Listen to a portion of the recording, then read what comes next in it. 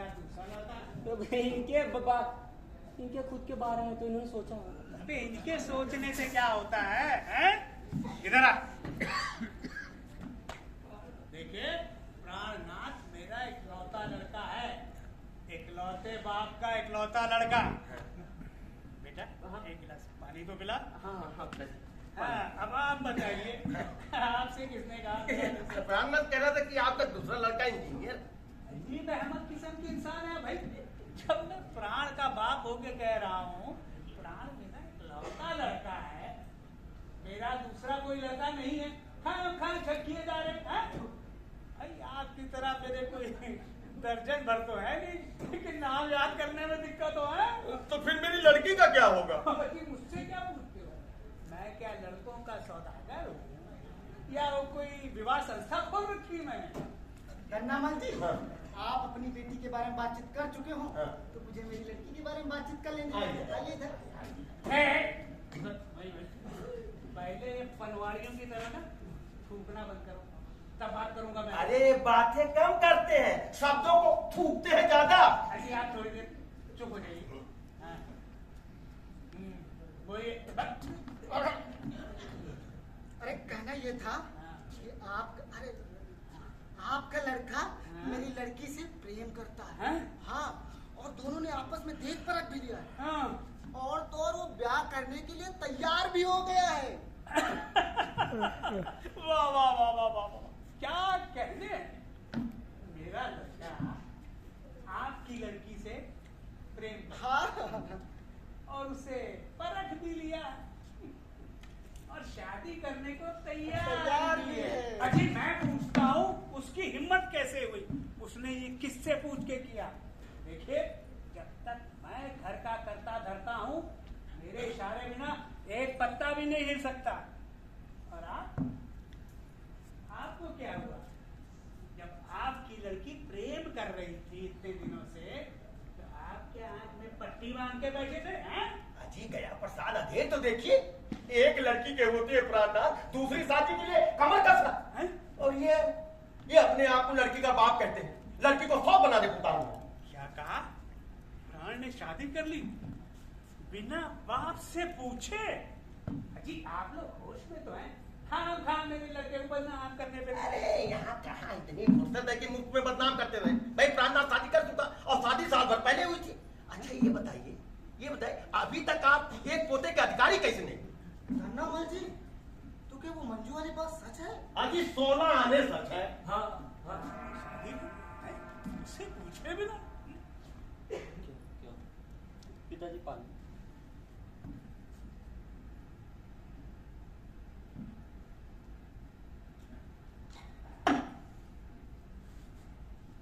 क्यों बे, तूने शादी कर ली? गूंगा बन गया? जी नहीं, साल भर से घर में बताए बैठे और कहते हो नहीं। और वो नाटक वाली बात बना के उल्लू बना रहे अरे थे। थोड़ी देर के लिए चुप हो जाइए, मैं पूछ तो रहा हूँ ना। ये मंजू देवी कौन है? ये नहीं, क्या कहा नहीं जानता? अरे चुप भी रहिए। वो साल भर से तेरे साथ है? नहीं? अबे तो तेरा और उसका संबंध क्या है? कुछ नहीं।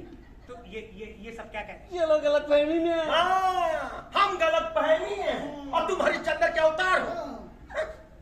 देख प्राण, मैं कहता हूँ तू सच सच बता मुझे, वरना मैं तेरा जिंदगी भर चेहरा नहीं देखूंगा और अपनी जायदाद में से एक पैसा तुझे नहीं दूंगा।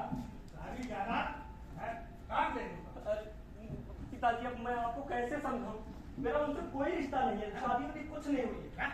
वो तो सिर्फ ऐसे ही एक हफ्ते से मेरे साथ रह रही है बस। ओ, तुम्हारे साथ एक हफ्ते वो रह भी गई और तुम कहते हो कुछ हुआ भी नहीं है। प्राण मैंने कभी सपने में भी नहीं सोचा था तू इतना पतित निकलेगा है। पराई औरत को अपने घर में रखेगा। दूर हो जा मेरी नजरों से। तेरा चेहरा ही देखा था। ये बता वो चुड़ैल कहाँ है जो अपने आप को मिसेस प्राणनाथ बनी घूमती फिरती है? सेठ जी, अरे वो कोई चुड़ैल उड़ैल नहीं है, वो किसी भी चरित्रशील स्त्री से अधिक चरित्रवान है। वो अनैतिकता के नाम पर नाक सिकोड़कर अनैतिक करने वाली नहीं है। वो कोई साधारण स्त्री नहीं है। अबे वो कितनी भी असाधारण क्यों ना हो, मंजू समाज उसे उल्टा ही बोलेगा। मैं तेरा ब्याह 10 लाख रुपए दहेज में पक्का करके आया था और ये नालायक उस बाजारू औरत को अपने घर में ले आया। पिताजी क्या बोल खबरदार! जो आपने मुझे बाजारू कहा तो आप खुद अपने बेटे को 10 लाख में बेचने का प्रस्ताव रखने वाले दूसरे को बाजारू कहने का अधिकार नहीं रखते। ओह, तो यही है मंजू देवी जी। मंजू देवी नहीं बनारसी दास जी, मैं केवल मंजू हूँ। फिर आप लोग विवाह का नाटक क्यों करने लगे? उसके लिए एक तो आप जिम्मेदार हैं और दूसरी परिस्थितियाँ। आपने ही प्राणनाथ को धमकी दी थी ना कि अगर वो एक दिन के भीतर अपनी बीवी को लेकर नहीं आए तो आप उनका सामान घर से बाहर फेंक देंगे। अरे मकानों की कमी, सिर्फ छिपाने के लिए स्थान का अभाव, ये बेचारे क्या करते? ये नाटक करने के लिए विवश हो गए थे। हाँ, और उस दिन कुछ गुंडे इन्हें छेड़ रहे थे तो मैंने इन्हें बचाया और यहाँ रहने के लिए जगह दी बस। क्यों धन्नामान, तुमने प्राण का सामान बाहर फेंकने की धमकी दी थी? जी हाँ, दी थी। और ये बताइए, तो उसको 24 घंटे में पत्नी लाने को बोला था? जी हाँ, कहा था। और जब मैंने आप बीती इन्हें सुनाई तो इनको मेरे पर तरस आ गया, तो उसके बाद ये नाटक करने के लिए राजी हो गई, बस और कुछ नहीं। फिर आपने पहले क्यों नहीं बताया? अरे मैं पहले बता देता तो इतनी सहानुभूति से आप सुनते। आपको तो मसाला मिल जाता ना नया ढोल पीटने के लिए, चिल्ला चिल्ला के सबको बताने के लिए। जाइए सेठ जी, न मैं अब आपसे डरता हूँ ना खोखले समाज से। जाइए, मैं छोड़ दूंगा। देखो, डरना है तो डरो और न डरना न डरो। याद रखो, कल सुबह तक ये मकान खाली हो जाएगा। हाँ, हो जाएगा खाली, मकान खाली कर दो। और आप, अगर आपको मैं चरित्रवान नहीं लग रहा हूँ तो किसी भी चरित्रवान लड़के से जाकर अपनी बेटी की शादी कर दीजिए। जाइए। तो धमकी किसे देते हैं? अरे बनारसी दास जी, आप गलत समझ रहे हैं। ये आदमी रंजना से बहुत प्रेम करते हैं। आप दूसरों के बहकावे में आकर अपनी लड़की की जिंदगी ना बर्बाद करें। हाँ, जब आपके ये वहम उतर जाए सर से तब आप आइए, तब मैं आपकी बेटी शादी करने के लिए तैयार रहूंगा। तब खैर, उसकी बारी नहीं आएगी बेटा। मंजू बिटिया, एक मिनट इधर आओ। जी, क्या है, मुझे तुम्हारे चरित्र पर पूरा विश्वास है, लेकिन इस नालायक की बेवकूफी पर तरस आता है। लेकिन इस पर भी मुझे पूरा विश्वास है। आखिर बेटा किसका? अच्छा ये बताओ, तुम हो कौन बिटिया? मैं बताता हूँ। अरे अजय, कब आए दोस्त? मैं अभी आया हूँ, मुझे लगता है सही समय पे आया। अरे अजय बेटा, तुम इसे कैसे जानते हो? कैसी बात करते हैं चाचा जी? भला मैं आपकी पत्नी को नहीं जानूंगा? क्या ये तुम्हारी पत्नी है? हाँ, बेटा ये सच है? जी हाँ, ये सच है। सच है?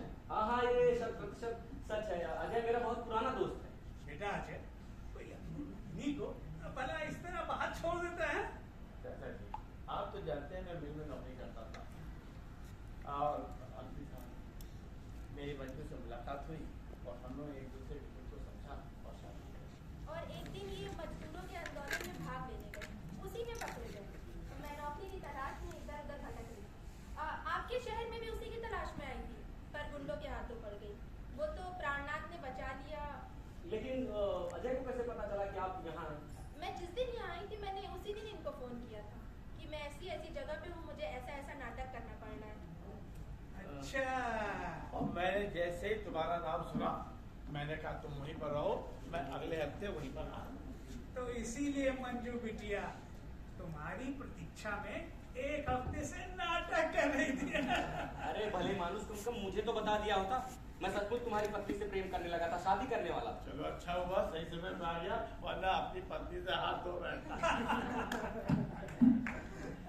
गया प्रसाद जी। हाँ जी, अब मेरा भी वहम दूर हो गया। चलिए अच्छी बात है। मैं अपनी बेटी की शादी आपके बेटे के साथ कराने के लिए तैयार हूँ। हाँ। देखो, आप चाहे जितना दहेज लीजिए, पैसों की कोई चिंता नहीं है, ठीक है? बनारसी दास जी, मुझे दहेज नहीं चाहिए।